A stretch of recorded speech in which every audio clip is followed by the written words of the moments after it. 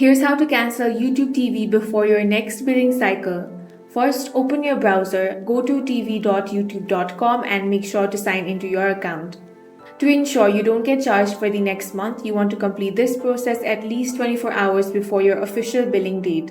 Now, click on the profile picture. Here, select Settings. Now, from the left-hand sidebar, you want to click on Membership. Locate the YouTube TV base plan at the top of your membership list and click Deactivate. This will be located right next to your subscription plan details.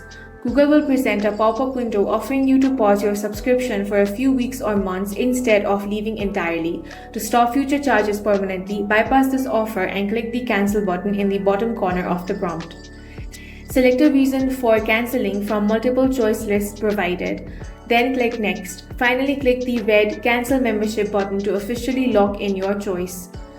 That's all for this video. If you found it useful, make sure to hit the like button and subscribe for more videos like this.